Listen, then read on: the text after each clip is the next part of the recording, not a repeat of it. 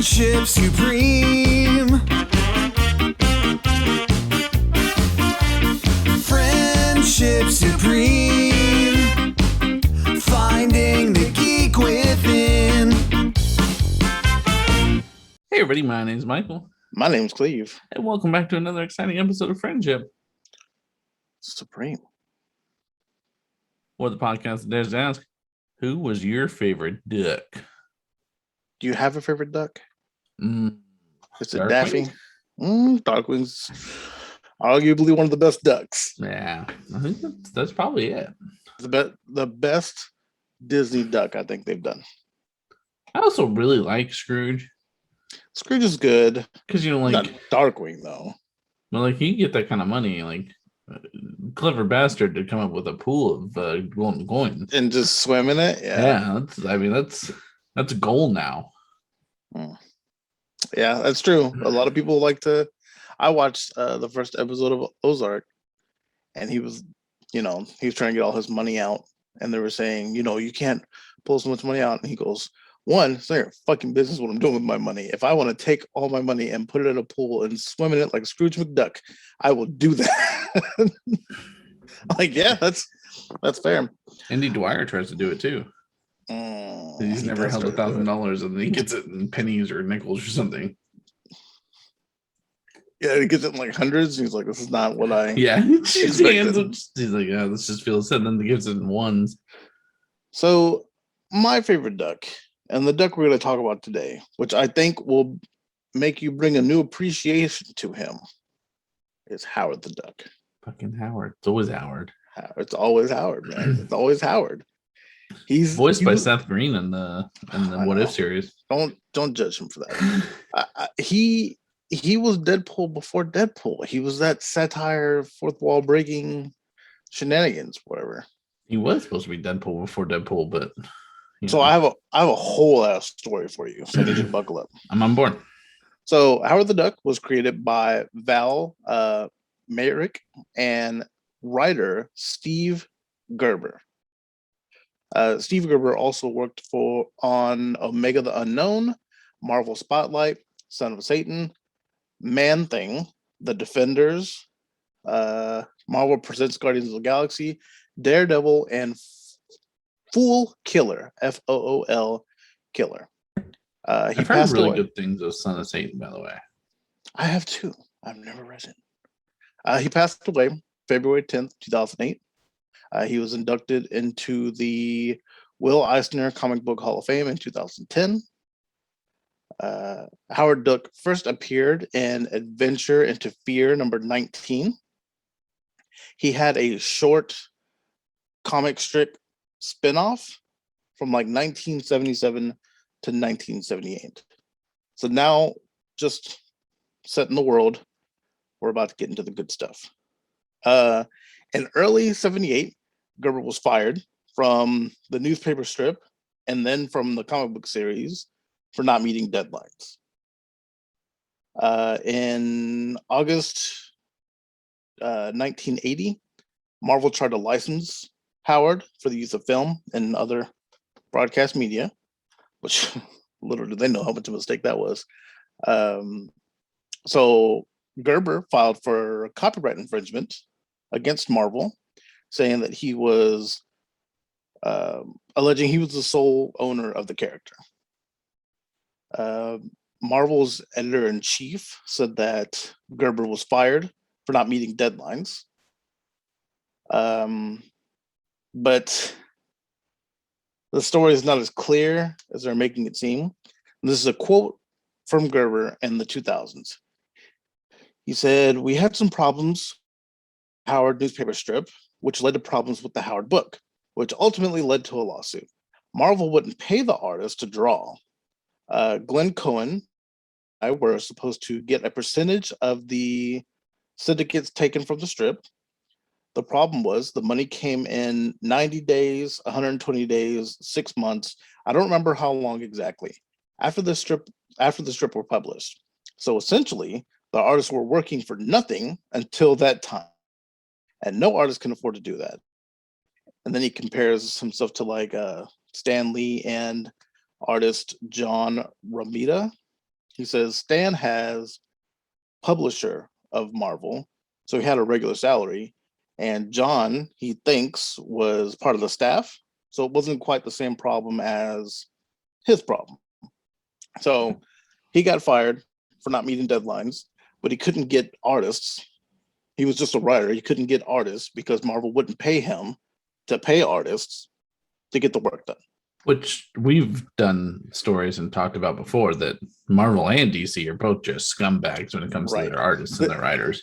And this is why this story is coming up, because I think I'm so excited to get to the end of this story with you.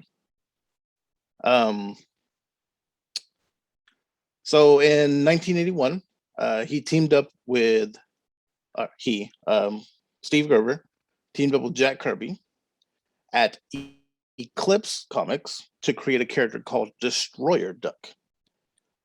He created this to raise funds for his court case against Marvel. The lawsuit was settled September 1982. Gerber acknowledged that his work on the character had been done as work for hire, and that Marvel parents industry owned all the rights, titles, interest to Howard the Duck. November 1982, the judge approved of the motion for the case to be dismissed. So he lost the case. Big shock, right? Against Marvel. Who would have thunk it? So, Destroyer Duck. Let's talk about him for a second. His name was Louis Duke Duck, was his nickname. It looks like a real badass, by the way. Right. He lives in a world where, what's it called? Anthropomorphic, where everyone's like a person but an animal, who witnessed his best friend disappear in front of his eyes. His best friend is only referred to as the little guy, right? So years later, the little guy reappears and dies at Duke's feet. Before dying, he let Duke know that he was exploited and destroyed by a thoughtless conglomerate called God Corp. You liking where this is going so far? This is real reminiscent of another story, but yeah, no, I'm loving this. So Duke, the character, swears revenge. Later, he finds out that the little guy that died was actually a clone, and the original little guy is still in God Corp.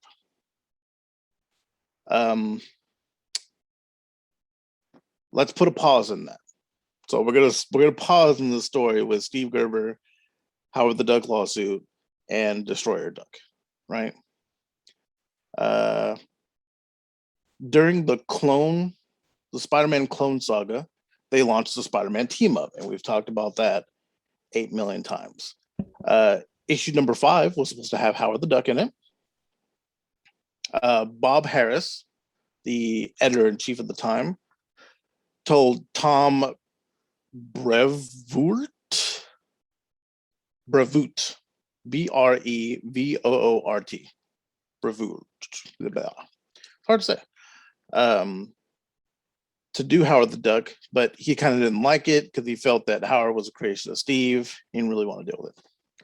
In this comic, Peter Parker and Ben Reilly, because clones, hear gunshots, the ringmaster's killed, or he gets shot. He doesn't. Howard the Duck and Beverly Switzer, his girlfriend, go to a circus, run into the two clones. They go to a warehouse and confront this bad guy and get up and get out, right? They get what they need, they just run. That was the whole idea for the comic. Gerber, so every time I say his name, I think Baby Food. Gerber wanted to do an unofficial crossover with this comic that had his character in it. Unofficial. So the way the unofficial crossovers work is you don't actually get to see the other characters. So you see like the silhouette of Spider-Man and Spider Hands, never faces. This is just how the unofficial crossover works. Where Destroyer Duck and Savage Dragon which is a character from In the image. Image. Yes. It's a crossover between those two characters. He's working on this comic. Tom, it's like, I don't know, but fun. As long as you don't change anything that I need to do in my comic, I'm good with it. So I've read both these comics. The part where they integrate, it's funny because it's panel for panel. They're about the same panel. So Gerber finds out that they're going to use Howard the Duck more, and he kind of gets a little annoyed. So now I'm going to come back to that's the whole Spider-Man team-up comic. He gets together with Howard the Duck. They confront a warehouse. They get out. They move on. Savage Dragon and Destroyer Duck and their comic, Destroyer Duck is after GodCorp, and Dragon is after someone who's working there also. So they're like, hey, we'll work together. The classic, oh, I didn't know that you were a good guy thing. Destroyer Duck is about to get his hands on the comic, the villain of both comics, keep in mind, which is 616 Marvel Canon, Elf with a Gun. That's the villain. To answer the questions you might have, he is an elf. He has a gun. Okay. So they bust in the warehouse. There's someone that looks like Spider-Man. Scuffle happens, and Destroyer Duck runs into another duck. What? So weird. The elf decides. I imagine that you're Googling elf with a gun right now. It's a lot. It looks like a disgruntled mall employee with a gun. So, elf with a gun uses his magic, and he's like, "Oh, you two like each other so much because you're ducks. Deal with this," and he makes a bunch of fucking ducks. Right in the chaos, Destroyer Duck and Savage Dragon leave. They also get what they need. Him and the other team call a truce. They bail out. Same story as the Spider-Man team-up comic. But on the way out, Destroyer Duck says, anyhow, one of the clones ran out that way, and they'll never notice the difference. So they get back to base, to the police station, because Savage Dragon is a cop. I have a weird backstory for him, but whatever. That is actually a good series. I don't know if you ever. I've never read it. It's actually pretty solid. I imagine. Yeah, I looked it up at first because I was like, I don't know anything about him, and it almost sounded like he was Goku, but reversed. Instead of coming to the planet like Goku did to destroy it, he was supposed to come and be peaceful, and just decided not to. Yeah. Also, for the record, Elf with a Gun's real name is Melf. MELF. Elf the Elf. They were real creative back then. So they get back to base. They change the ducks' clothes and the girls' clothes that they brought back with them, give them a dye job, and give them new names. So Steve Gerber used the story to cross over with his own character and steal that character back, essentially. Marvel still has a Howard the Duck, but now Steve is saying, I have the Howard the Duck. What a beautiful heist he pulled off. He really Ocean 11 the fuck out of them. Like, you think you have my duck, but actually. So needless to say, Tom Brevoort was pissed. He felt like Gerber deceived him and that he was going to lose his job. And fortunately for him, and unfortunately for Steve, the Savage Dragon Destroyer Duck story didn't really get a lot of like love, like, not a main line story, but they created a little in that comic, in that Image comic. There's a whole page dedicated to a cover called Leonard the Duck, and it is a spot for spot, except for a couple of changes, to a Howard the Duck like book cover. Leonard the Duck has appeared in like 2 more things, but this man essentially lost in court and said, because he lost in court 1982. This came out in 1996. So he sat on it and was like, I'll find my day. Don't you worry. I've got it. Let's not forget this happens to the greats. Like think about Walt Disney. Like Walt Disney originally created Oswald, and they essentially took the rights to Oswald and said, fuck off, Disney. We've got Oswald. You can't have him. He's like, well, okay, I guess I'm going to go create another fucking character. And then just created almost an identical character, but instead of Oswald, it's Mickey Mouse. And suddenly, trillions and trillions of dollars later. So, yeah, the little guy, I don't know if you got that, was, besides name and personality, was Howard the Duck. That like got stolen from him and was being used.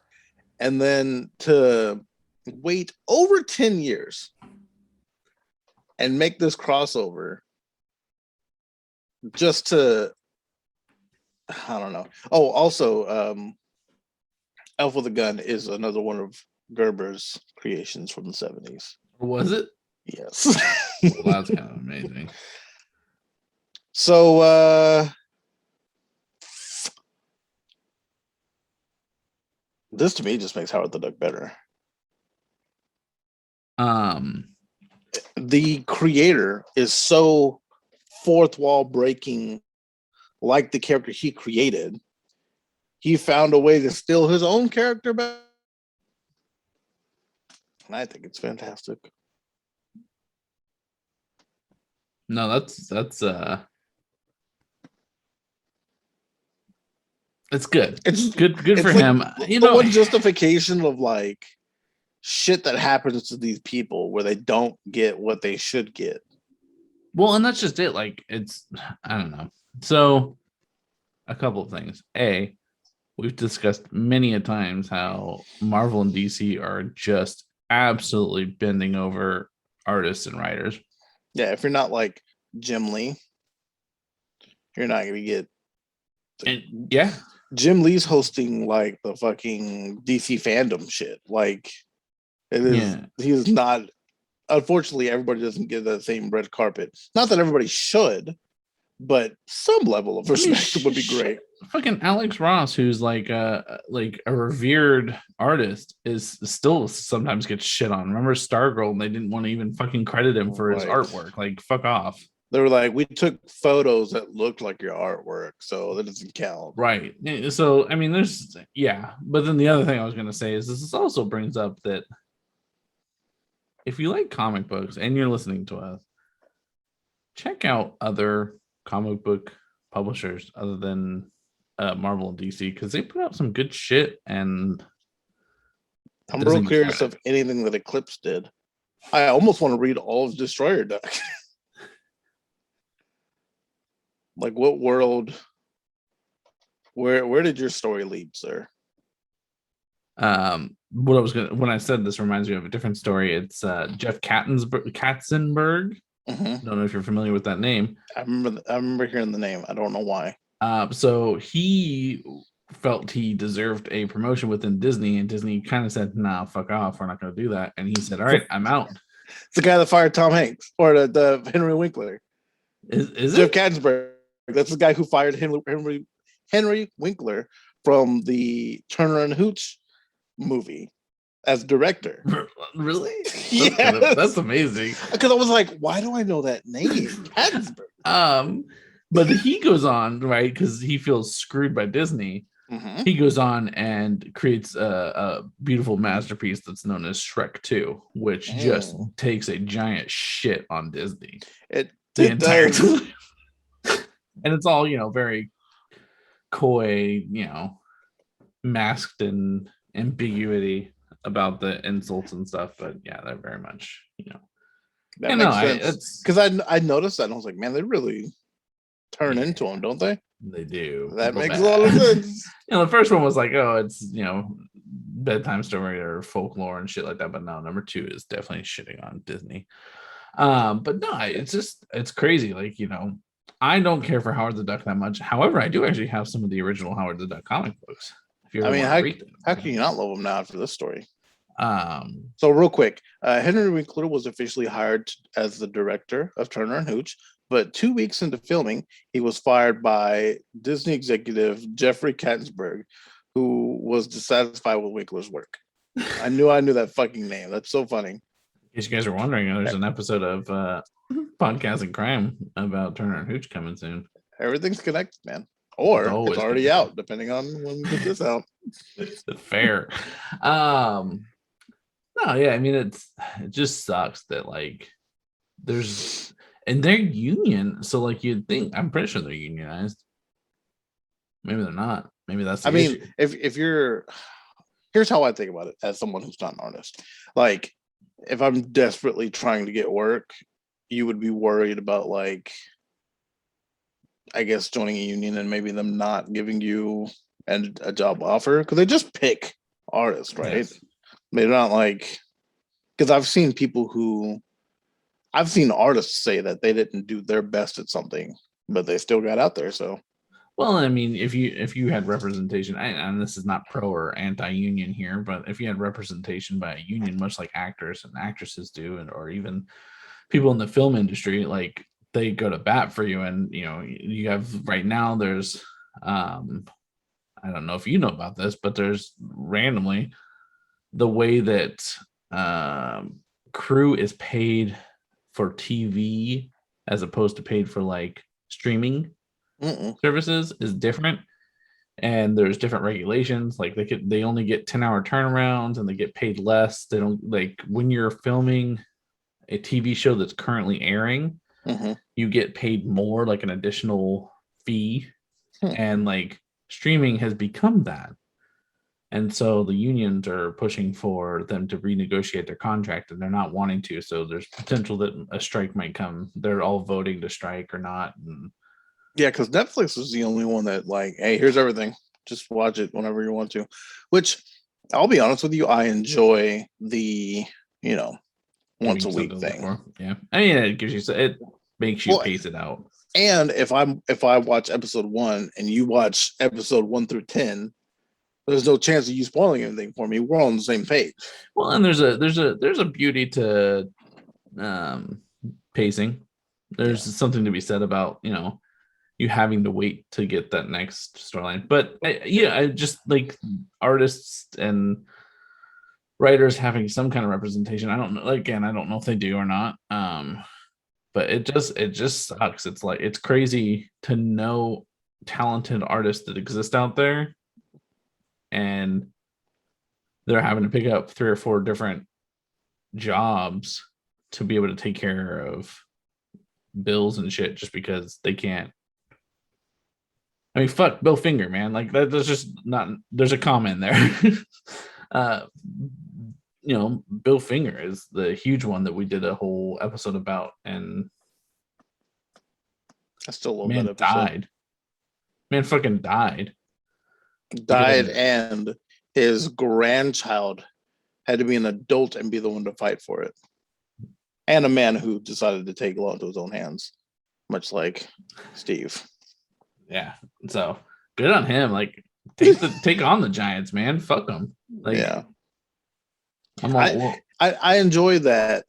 It's just there's something poetic about creating a character, having it taken from you when you feel like this is your birthright, I'll say, on only to create a character out of necessity to fight the law against you, lose, and then use that character you created out of necessity with Jack Kirby, who was a Marvel artist who left because fuck Marvel sometimes.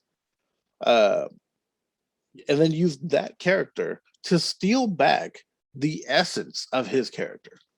You really Ocean 11 it doesn't get any better than that, man. It's a fucking casino heist.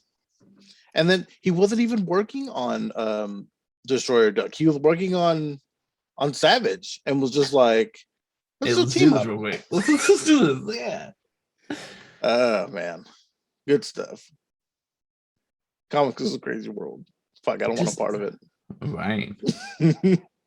Not that I have anything to offer them, but I'm just saying, like, I would sign the first contract I got and get fucked. Right. Well, again, not to say that like they don't produce good product. Like DC has good storylines and Marvel has good storylines, but like so does Nike, and they use sweatshops. So, like, Michael Jackson had good music, but he also touched kids. So, also not to say that in this industry I wouldn't sign the first contract someone offered me.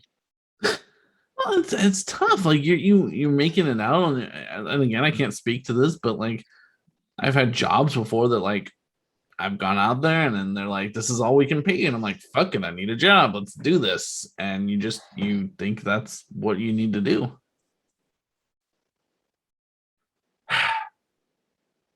Anyways, yeah. Fuck Marvel. Like in the ass. All right. I hope that they try to sue me. Good luck getting anything. No, any publicity is good publicity, bitches. That's fair.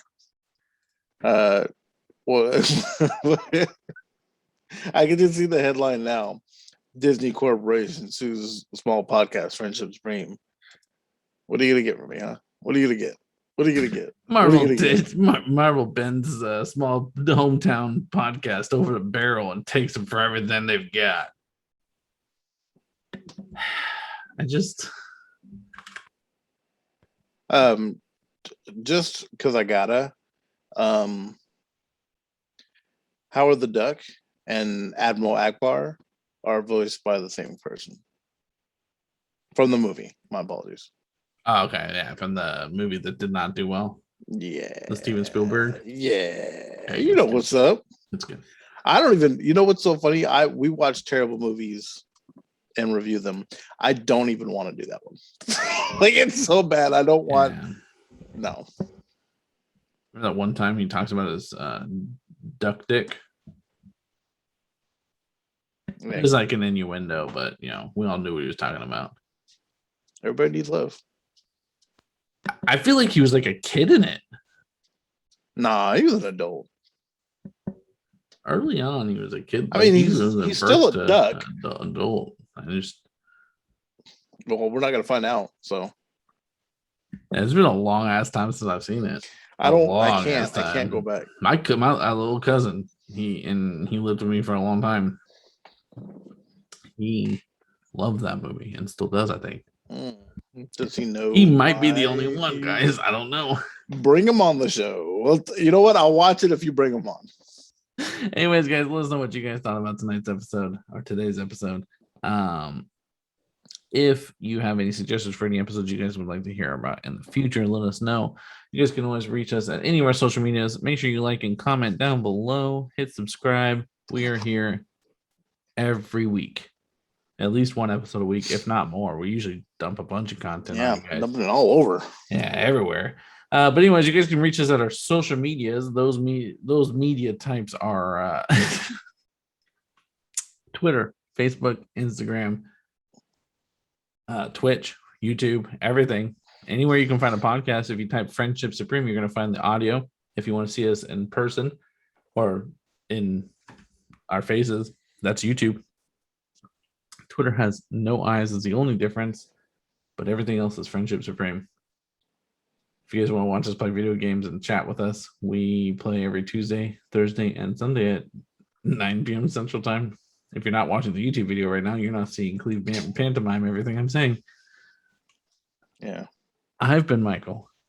This is Cleve, and that's it. No more Mr. Leonard the Duck.